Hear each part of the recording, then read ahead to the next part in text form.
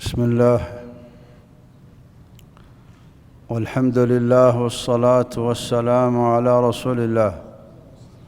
أسأل الله العظيم رب العرش الكريم بكل اسم هو له إن الله يغفر لنا ولكم ولوالدينا مغفرة كاملة وتامة. نسأله أن يجعل هذا المجلس موجب للرحمة والمغفرة والرضوان، ونسأله سبحانه وتعالى أن يهب لنا ولكم ولأزواجنا وذرياتنا ووالدينا، يهب لنا من فضله ومن رحمته، فإنه لا يملكها إلا هو. الحج، ها هو الحج على الأبواب وعشر ذي الحجة.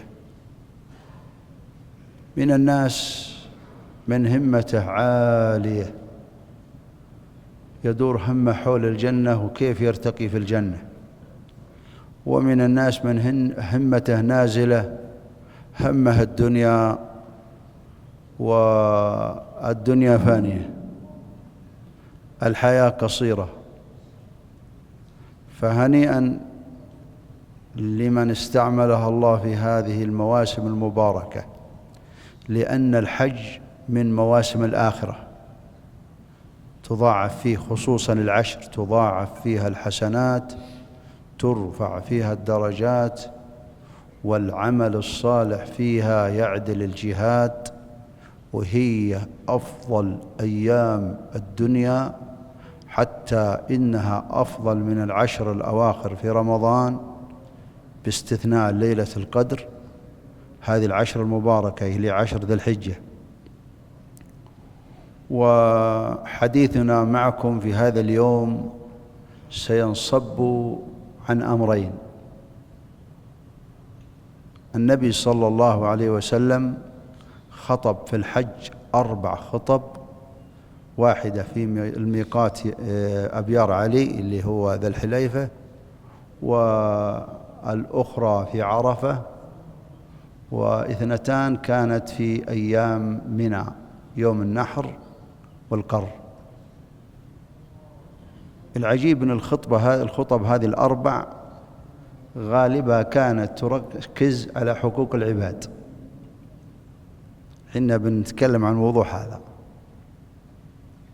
طبعا العشر هذه المباركة اللي حين مقبلين عليها، إذا قوي إيمانك فتح الله عليك في العمل، إن كانك أقبلت على الآخرة وبالخير فأبشر بالخير، وإن كان الإنسان همته في الحضيض فهذا دليل على ضعف الإيمان.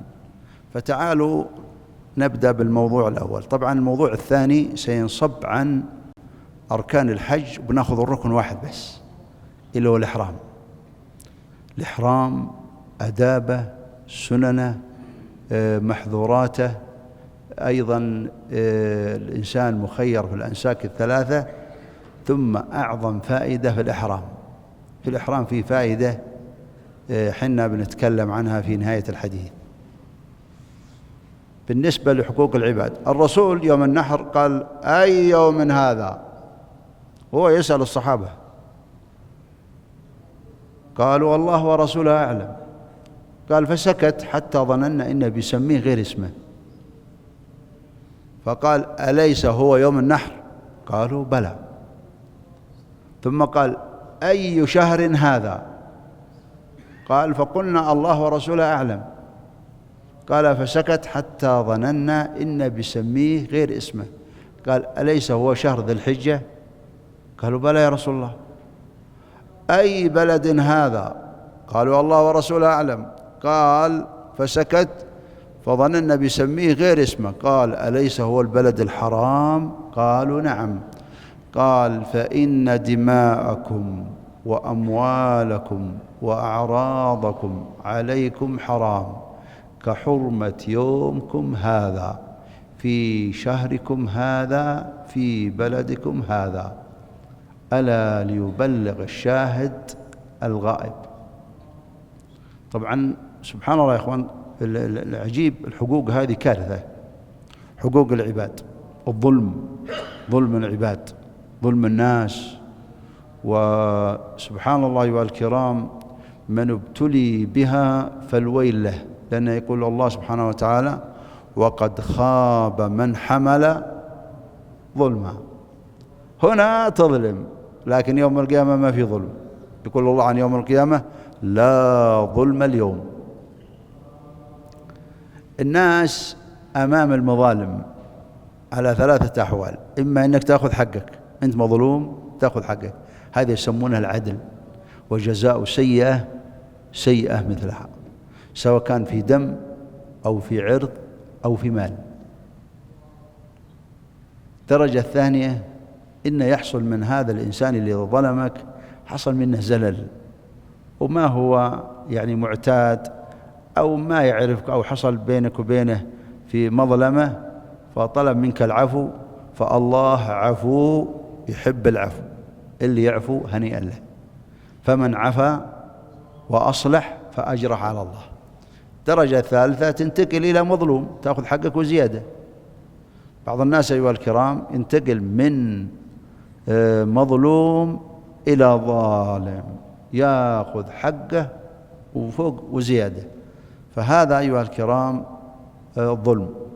وعلى كل حال بالنسبة لظلم الناس سمعتم دماءهم، أموالهم، أعراضهم. ويكفي أن دعوة المظلوم، إن قال الرسول لما أرسل معاذ قال: واتقي دعوة المظلوم فإن ليس بينها وبين الله حجاب، تطير مثل ما تطير الشرارة من النار إلى الله. ويقسم الله إن ينصر هذه الدعوة المظلوم هذا، سينصره ولو بعد حين. فإما أن يعجل الله العقوبة لهذا الظالم، وإن أخرها الله يقول الله: ولا يحسبن الذين كفروا أنما نملي لهم خير لأنفسهم إنما نملي لهم ليزدادوا إثم. إذا كان الإنسان على شر العمل والله يمهله، هذا ليزداد إثم، يضرب، يسفك الدماء، يأخذ أموال الناس، يستطيل في أعراض الناس. عامة أو ثلثي عذاب القبر من الغيبة والنميمة، ثلثين. عامة عذاب القبر من اللسان، وعامة من يدخل الموحدين النار بسبب اللسان. واللسان هذا خطير، يهد حسناتك. يعني عندك مثلا القذف، تقذف في الأعراض، أعراضكم. قال إن الإنسان إذا قذف محصنة يهدم عمل 100 عام، 100 سنة. من يعمره 100 سنة يا جماعة؟ كارثة. ظلم الناس والاستطالة في أعراضهم أو في أموالهم أو سفك دماءهم. ولذلك ننتقل المرحلة الثانية في الحقوق هذه. يا ليت الأمر يقف هنا، بل إن الإنسان يعني الله سبحانه وتعالى يعاقب الإنسان الظالم هذا، يعاقبه في الدنيا ويعاقبه في الآخرة. ففي الآخرة الله سبحانه وتعالى إذا جاء من النبي صلى الله عليه وسلم وهو يسأل الصحابة يقول: أتدرون من المفلس؟ قالوا: من لا دينار ولا درهم معه. قال: المفلس من يأتي بصلاة وبصيام يعني بطاعات، ويأتي كالسفك دم هذا وضرب هذا وأخذ مال هذا، فيأخذ هذا من حسناته وهذا من حسناته، تذهب هذه الحسنات، الأعمال الصالحة هذه تذهب بسبب ضياع الحقوق هذه. شوفوا النبي صلى الله عليه وسلم في هذه الحجة العظيمة لما اجتمع الناس ركز على الكلام هذا، حقوق الناس: إن دماءكم وأموالكم وأعراضكم أخذ. والله يا جماعة أني أذكر واحد يعني استاجر عامل، والمشكلة إنه ما كتب معه عقد، في النهاية أعطاه ربع الحساب وقال له توكل على الله. فالعامل قال: أنا متوكل على الله لكني بدعي عليك. راح يقول له لما أعطاه قال: يا ابن حق الباقي الاتفاق قال توكل على الله. قال أنا متوكل على الله ولكن بدي عليك. ودعا عليه أيها الكرام، وأصابه شلل في يده وفي رجله، جاء شلل في أقدامه وفي يديه. ولذلك دعوة المظلوم، قال النبي صلى الله عليه وسلم اتقي دعوة المظلوم، اتقي دعوة المظلوم، لأن لها من الله طالب، والله سبحانه وتعالى أقسم أنه سينصرها. ويوم القيامة أيها الكرام ما في والله أنك جيت ولا أعطيك من حلالي، ولا ما في، تأخذ من حسناتهم يأخذون من حسناتك، ما عندك حسنات تأخذ من سيئاتهم، تأخذ من سيئاتهم. ويدخل الإنسان بناء على هذا. ولهذا في هذا الركن العظيم ركز النبي صلى الله عليه وسلم على الموضوع هذا، حقوق الناس والاستطالة في أعراضهم، في دمائهم. إن دماءكم وأموالكم وأعراضكم عليكم حرام كحرمة يومكم هذا.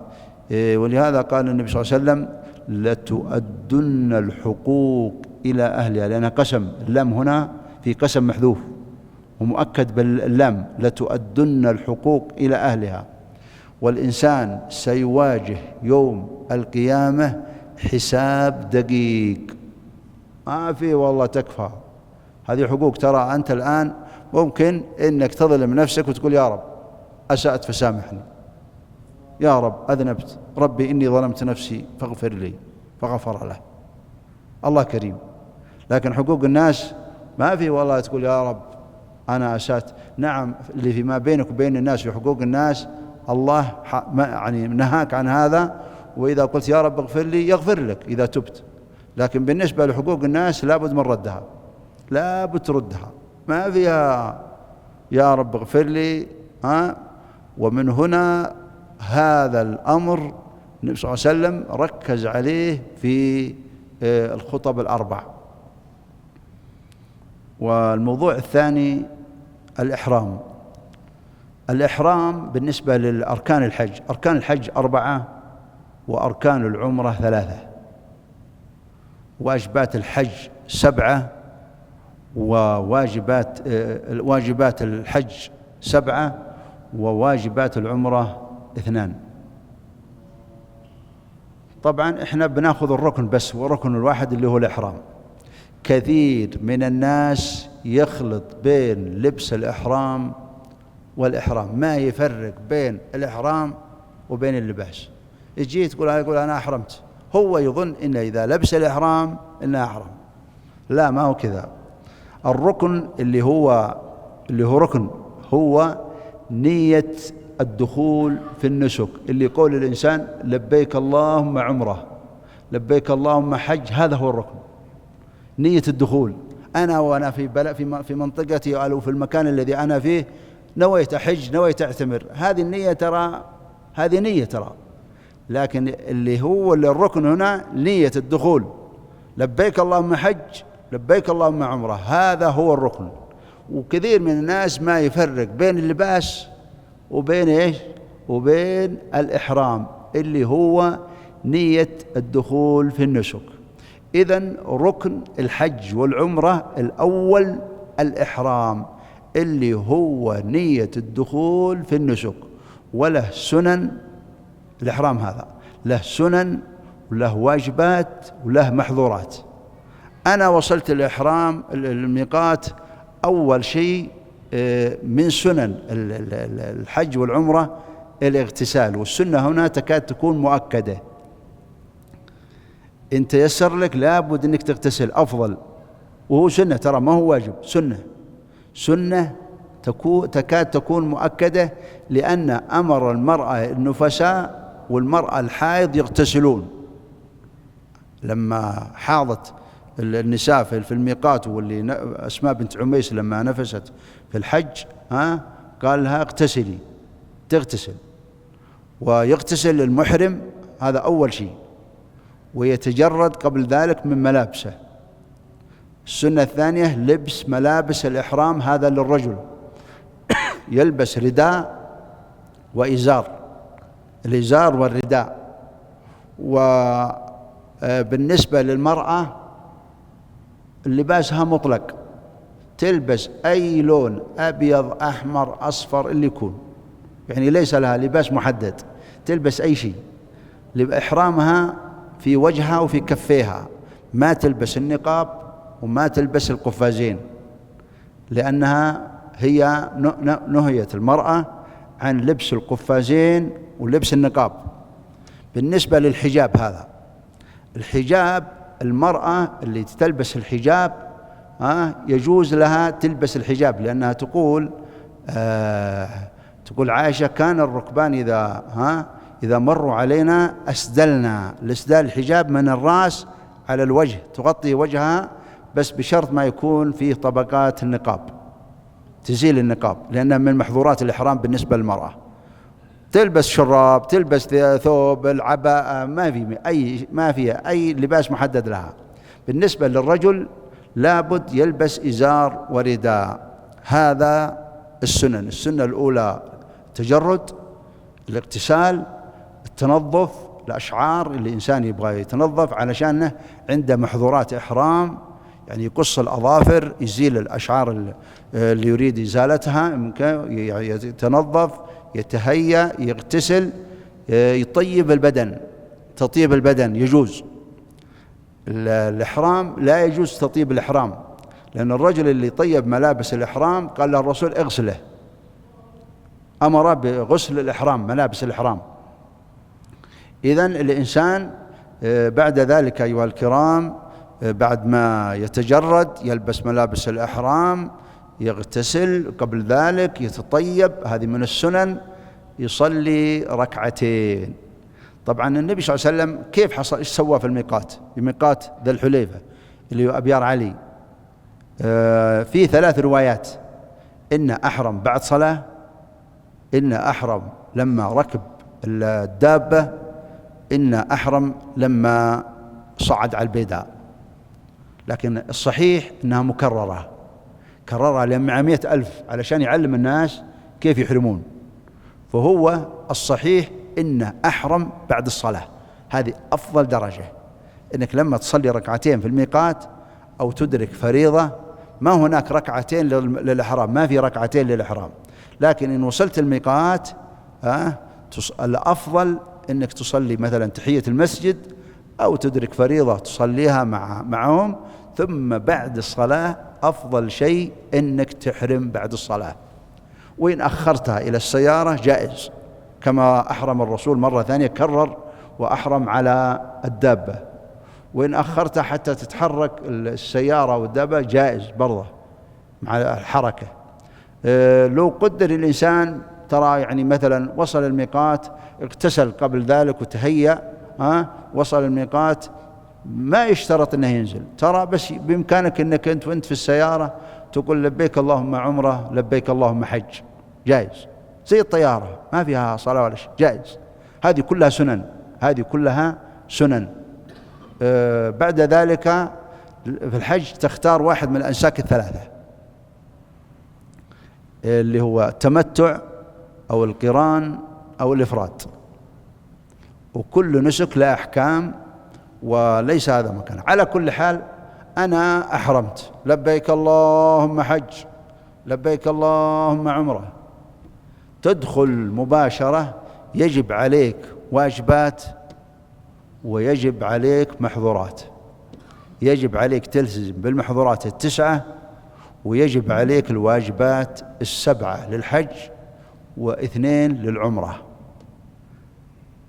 اللي يخصنا في الميقات اللي هو من واجبات الحج والعمرة الإحرام من الميقات نفسه، تحرم من الميقات، لأن المواقيت على 3 درجات. أن تكون من الآفاقين اللي يجون من خارج المواقيت، هذا أي واحد يمر من المواقيت هذه لابد يحرم وهو يبغى يحج، لمن أراد الحج والعمرة. الدرجة الثانية تكون أنت بعد المواقيت وقبل مكة، هذا يحرم من مكانه. الدرجة الثالثة تكون في مكة، أهل مكة يحرمون في العمرة من الحل ويحرمون في الحج من بيوتهم. طيب ليش؟ لأن أهل مكة بيخرجون إلى عرفات، وعرفات خارج الحرم، عرفات خارج الحرم، فبيجمعون بين الحل والحرم. وفي العمرة ما يستطيعون يجمعون ما بين الحل والحرم، فإذا أرادوا عمرة لابد يخرجون من الحرم من أي جهة. أشهر مكان مسجد عائشة، طبعا عرفات خارج مكة، خارج الحرم، خارج الحرم. تجي لما تجي حدود الحرم وتنازل من الطائف، تجدك بعد ما تعدى النقاط هذه توصل حد الحرم، تجد عرفات خارجه، عرفات خارج الحرم. في اللي يروح في الحج تحرم من بيتك أهل مكة، وفي العمرة يحرمون من الحل. المواقيت اللي دون المواقيت يحرمون من بيوتهم. الآفاقيين اللي يجون من خارج المواقيت هذا يحرمون من المواقيت هذه، يحرم من الميقات. الإحرام من الميقات هذا واجب، أي واحد يتجاوزه يا يرجع أو إنه يجبر بدم. بالنسبة للمتردد، أنا مثلا عسكري، عندي وظيفة، عندي انتداب في مكة، متردد، ممكن تحصل لي فرصة ما تحصل لي فرصة. إذا أنت تدخل مكة وقلت والله أنت يسر لي، التردد هذا ما يعتبر نية، ترى تحرم من مسجد عائشة اللي أو من عرفات أو خارج الحرم، تروح تحرم من هناك، سوى الحج ولا عمره تروح. ما يشترط للمتردد هذا أنا أنزل جدة، أنت يسر لي وقت أنا أنزل أعتمر، تحرم من جدة. لكن أنت إذا خرجت من هذا المكان وقلت أنا رايح جدة وبعد ما خلص بأنزل مكة أعتمر، هذا النية من هنا. لكن قلت أنا بأذهب إلى جدة وأنا أنت يسر لي أروح مكة، تحرم من جدة، لأن التردد هذا ما يعتبر عزيمة، لابد يكون هناك عزيمة تامة. التردد هذا ما يعتبر تردد. على كل حال، علشان ما أطيل عليكم ندخل في المحظورات ونقف عندها، ثم نتكلم عن الفائدة الإحرام. المحظورات 9 الآن، لبيك اللهم عمرة، لبيك اللهم حج، تدخل في المحظورات 9. أول محظور في المحظورات حلق الشعر، قال ولا تحلقوا رؤوسكم. حلق الشعر وبقية البدن، بقية الأشعار كلها ما تأخذ منها شيء بعد ما تحرم. فبالنسبة للرأس ولا تحلقوا رؤوسكم حتى يبلغ الهدي محله. أنت الآن حاج، متى تذبح؟ يوم العيد، ما تحلق رأسك إلا يوم العيد، هذا محله زمانا ومكانا.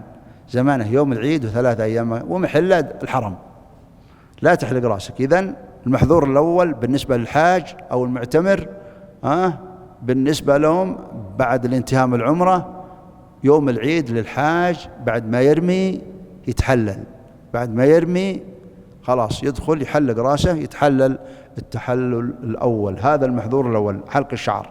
المحظور الثاني قص الأظافر.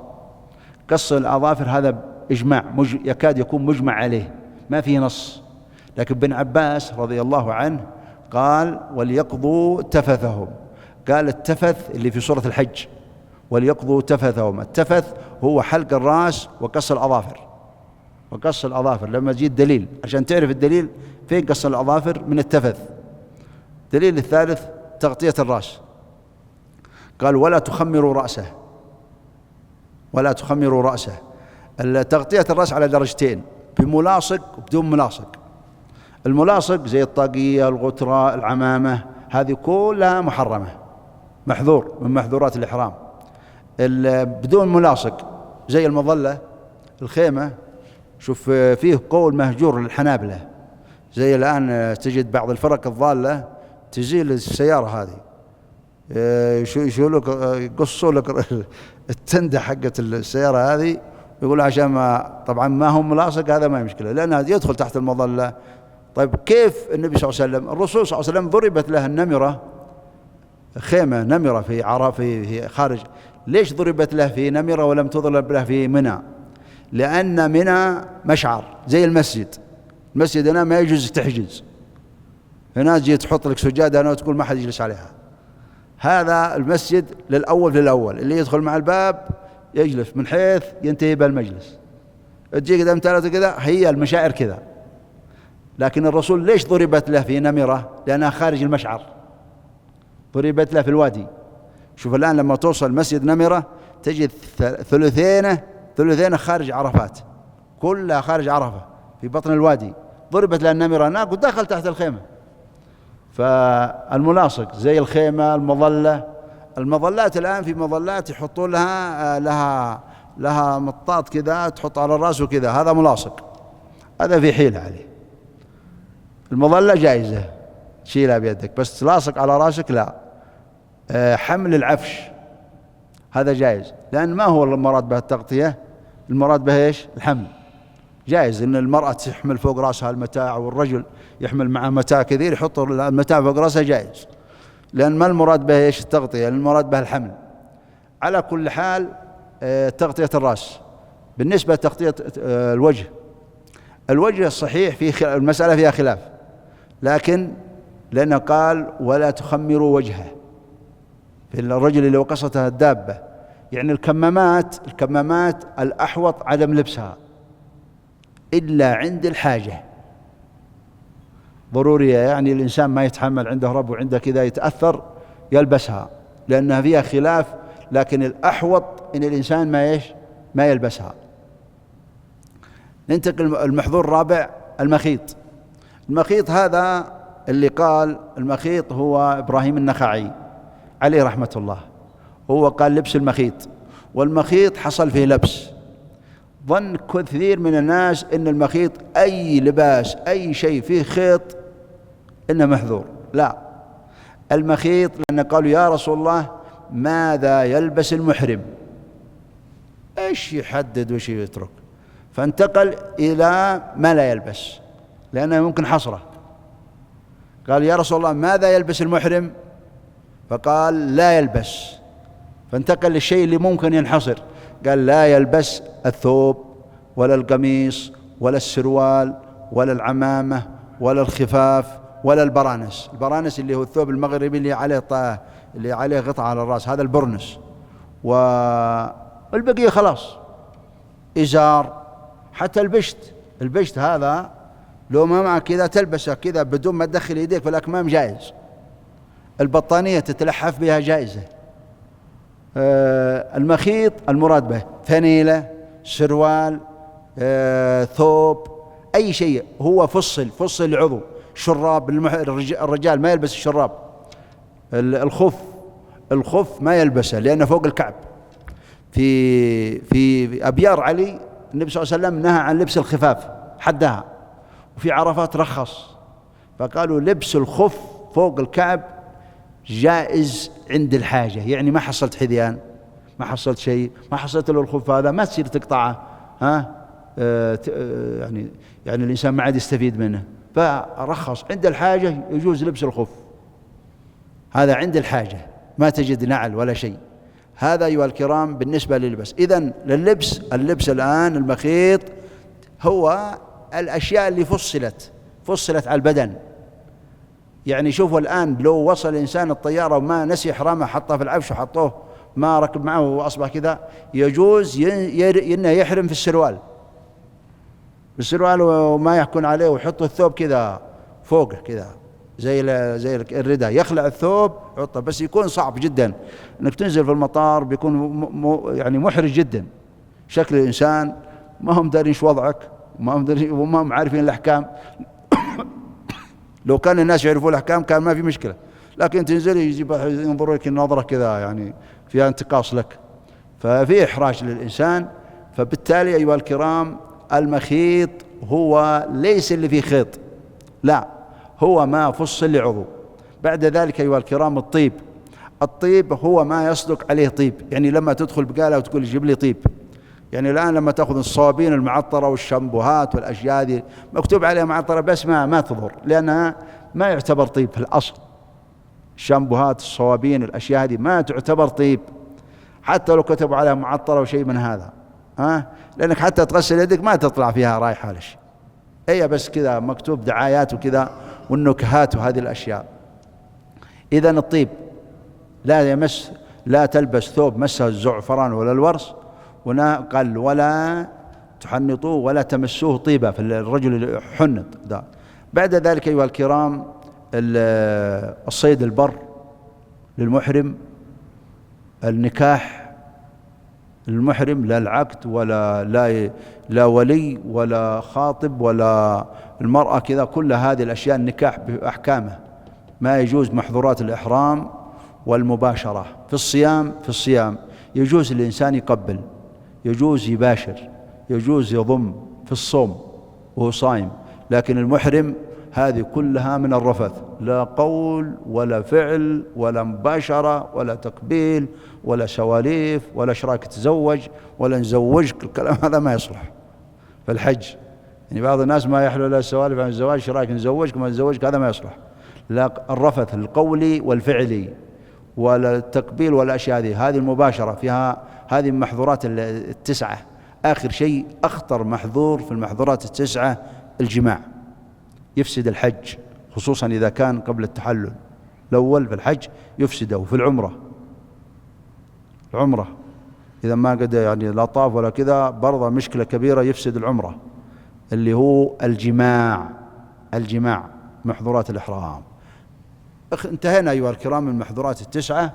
طبعا أفضل الحج لبيك الله العج والثج.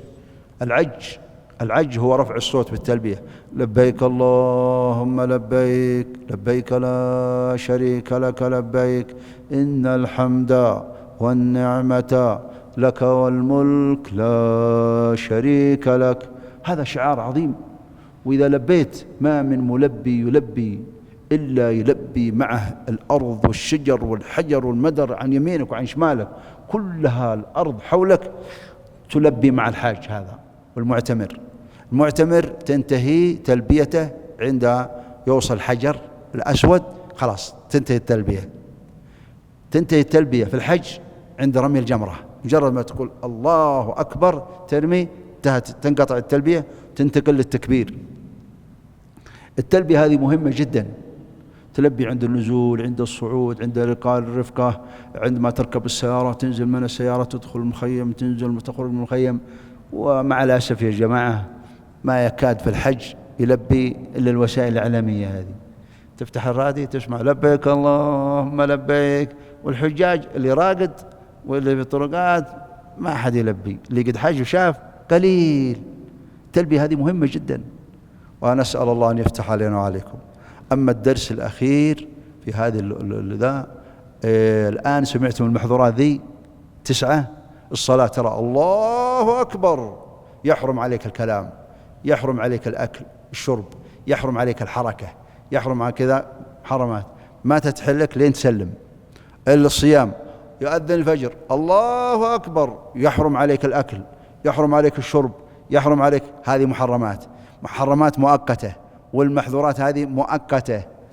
المؤمن عنده واجبات وعنده محظورات. عندك واجبات لا تضيعها، وعندك منهيات. الكافر ما في شيء حرام، زنا، سرقة، يشرب، يأكل، هذا ما في شيء عنده كذا. فيقول الله تمتع بكفرك قليلا إنك من أصحاب النار. الكافر ما في شيء عنده حرام، وجميع الأشياء عنده مباحة، إن هي حلال له خير، وإن هي حرام ما عنده مشكلة. فهذا تحرم عليه الطيبات عند الموت. أذهبتم طيباتكم فين؟ في حياتكم الدنيا. المؤمن زي المحرم، زي المصلي، زي الصائم. إذا غربت الشمس يباح لك هذه الأشياء اللي حرمت عليك، فيباح لك في الجنة جميع المناكح والمشارب والأشياء هذه. في الجنة يباح لك كل شيء. كلوا واشربوا لكم فيها ما تشتهي أنفسكم ولكم فيها ما تدعون. هنا في أشياء مقيدة، لكن بعد الموت تباح لك كل شيء. هذا أعظم درس نستفيده في محظورات الإحرام، إن المؤمن قيد هنا، وعند الموت يباح له كل شيء. والكافر عند الموت يحرم عليه كل طيب. أسأل الله يرحمنا جميعا. اللهم إنا نسألك يا ذا الجلال والإكرام أن ترحم ضعفنا. اللهم إنا نسألك وأنت الكريم الذي لا أكرم منه، والرحيم الذي لا أرحم منه، اللهم إنا واقفون على بابك، وأنت إلهنا وخالقنا ورازقنا ومولانا الكريم، نسألك لنا ولأزواجنا ولذرياتنا ولوالدينا وأزواج ذرياتنا وإخواننا وخواتنا وأزواجهم وذرياتهم وجميع المسلمين. اللهم اغفر لنا جميعا كل ذنب، اللهم فرج عنا وعنهم كل كرب. اللهم إنا واقفون على بابك وإنك لا تخلف الميعاد، وأنت أكرم من سئل. نسألك رحمة من عندك، نسألك يا حي يا قيوم يا ذا الجلال والإكرام أن تهب لنا ولهم ولجميع المسلمين رحمة من عندك تهدي بها قلوبنا، تشرح بها صدورنا، تيسر بها أمورنا، تغفر بها ذنوبنا، تصلح بها أحوالنا، تدخلنا بها الجنة، تنجينا بها من النيران، وتجعلنا ممن يبشر بالجنة عند الموت.